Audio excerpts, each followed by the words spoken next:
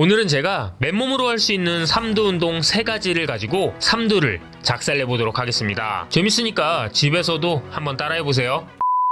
코너 트라이셉스 익스텐션, 첫 번째 맨몸 삼두 운동입니다. 바로 이 운동, 케이블 오버헤드 익스텐션을 모티브한 운동인데요. 집에서는 수건 한 장만 준비해주세요. 아 맞다, 그리고 운동할 수 있는 코너도 찾아주셔야 하는데요. 이렇게 코너에서 하면 가동 범위를 충분히 가져갈 수 있기 때문입니다. 이 운동은 팔꿈치를 몸통에서 멀어지게 해서 삼두근에서 가장 큰 장두를 공략하기가 아주 좋은 운동인데요. 장두의 중요성에 대해서는 이 영상에서 보다 상세하게 다뤘으니 참고해주시고 이번에는 생략하도록 하겠습니다. 케이블 익스텐션을 모티브했지만 당연히 똑같을 순 없겠죠. 가장 큰 차이점이라면 케이블은 몸이 고정된 상태에서 손이 움직인다는 것이고, 이 홈트는 손이 고정된 상태에서 몸이 움직인다는 것입니다. 기존에 케이블로 운동한 경험이 있다면 어렵지 않게 다시 감을 잡으시겠지만 처음 하신다면 다소 헤매실 수가 있는데요. 도움이 될 수 있는 몇 가지 팁을 알려드려 보도록 하겠습니다. 첫째, 팔꿈치 방향. 가장 중요한 것은 팔꿈치가 향하는 방향인데요.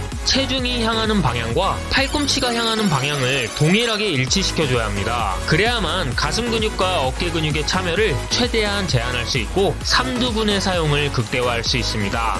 둘째, 신장성 수축. 신장성 수축이란 근육이 길어지면서 발생하는 수축을 의미하는데요. 이 운동에서 삼두근이 길어지는 구간은 팔을 굽히는 이 구간이 되겠죠. 평소 삼두근의 자극을 잘 못 느끼고 있다면 근육이 짧아지는 단축성 수축에서만 삼두를 사용하고 있을 가능성이 높습니다. 삼두근의 불타는 자극을 느끼기 위해서는 오히려 신장성 수축에 보다 집중력을 발휘해보세요. 그렇게 하면 자극의 강도가 곱절로 느껴지실 겁니다. 신장성 수축 어떻게 하냐고요? 삼두에 힘을 바짝 준 상태로 버티다 못해 늘어나는 느낌이 들 때까지 팔을 굽히는 속도를 늦춰주세요. 그러면 근육이 뻣뻣해지면서 줄다리기 하는 것 같은 느낌이 드는데요. 팔을 굽힐 때는 항상 그 느낌을 가져갈 수 있을 정도의 운동 속도를 유지해주시면 되겠습니다. 셋째, 가동 범위. 팔꿈치 각도가 90도보다 작아지는 구간에서는 팔꿈치 관절의 부하가 커져서 부상을 유발할 위험이 있습니다. 그러니까 가동 범위는 90도까지만 사용해주세요. 넷째, 그립. 수건을 잡는 그립은 로프를 잡듯이 잡아주시면 되는데요. 벽에 손이 닿으면 마찰이 생겨서 조금은 아플 수가 있습니다. 이런 식으로 수건이 손을 커버할 수 있게 잡아주세요.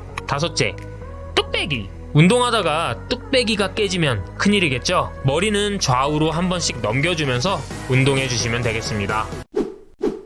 테이블 푸시다운. 두 번째 맨몸 삼두 운동인데요. 바로 이 운동, 케이블 푸시다운을 모티브한 운동이고요. 앞전 운동과 마찬가지로 손이 고정된 상태로 몸이 움직이는 운동입니다. 그럼 뭐가 중요할까요? 네, 팔꿈치가 향하는 방향을 체중이 향하는 방향과 일치시켜주면 되겠죠. 그 밖에 말씀드렸던 팁들도 동일하게 적용해 볼 수가 있겠는데요. 차이가 있다면 익스텐션보다 푸시다운에서는 가슴과 어깨를 비롯한 주변 근육들의 참여도가 높아진다는 것입니다. 즉 고립도는 약간 떨어질 수 있지만 조금 더 강도 있는 훈련이 가능하다는 얘기겠죠. 체중을 적정하게 실어서 세트당 10에서 15회 정도 할 수 있는 강도로 운동해주세요. 참고로 이 운동 맨손으로 하게 되면 여기가 정말 아프거든요.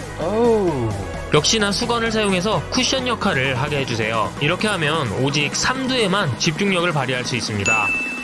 벤치 딥스. 자, 오늘의 마지막 맨몸 삼두 운동, 벤치 딥스입니다.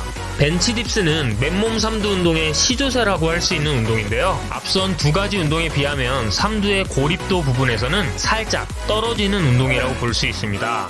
하지만 운동이라는 게 고립이 전부는 아니죠. 더군다나 이미 두 가지 운동으로 삼두를 미리 털어버렸기 때문에 삼두의 운동량을 그리 걱정할 필요도 없습니다. 이 운동은 가슴 근육과 등 근육의 적극적인 개입을 동반해서 고립도가 살짝은 떨어지기는 하지만 나름의 장점도 있는데요. 바로 여기 보이는 이 친구가 바로 장두인데, 벤치 딥스에서는 이 장두를 훈련하기가 아주 유리하다는 것입니다. 아까 장두가 삼두근에서 가장 큰 놈이라고 말씀드렸었죠.